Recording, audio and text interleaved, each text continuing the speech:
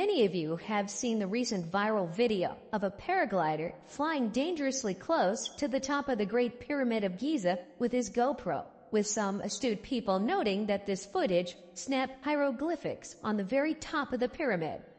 Although many believe these sites be littered with hieroglyphs, the mainstream paradigm would have you believe that this is, in fact, a fallacy.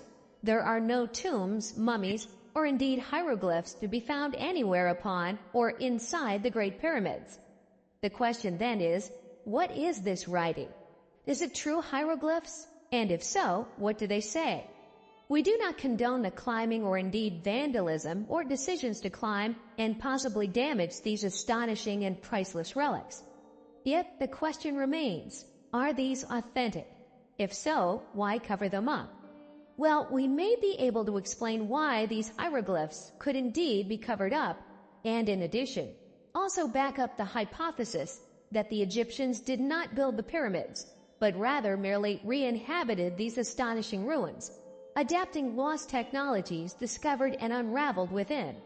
Subsequently, using the pyramids to impress and intimidate their neighbors and convince the world they built them, not only then, but all the way into the modern era. Yet I digress.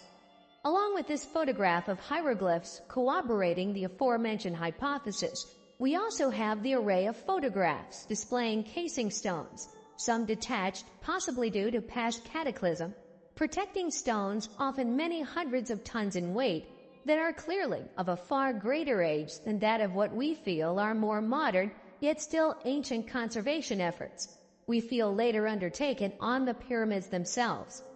Furthermore, in addition to the water controversy theory, which presents the evidence for Anubis Lake around what is now the Great Sphinx, the face of the Sphinx itself displays significant rain damage. Yet we feel the most compelling and supporting evidence for the pyramid's true age is the layers of salt sediment that were removed from lower chambers all over Giza during its re-excavation. This suggestive submersion would explain not only the extreme corrosion present on an older surface-level stonework, but the abrupt end of this very ancient civilization, who, we posit, were responsible for not only the Great Pyramids, but ruins all over the earth. How could we have varying levels of casing stones, each of a different stone, and some even of a polygonal nature, yet the stone behind be far greater eroded? How could there be hieroglyphs beneath where there would have been a capstone, if these relics were not in the condition we see them today when re-inhabited? We find such questions, and indeed the hieroglyphs themselves, highly compelling.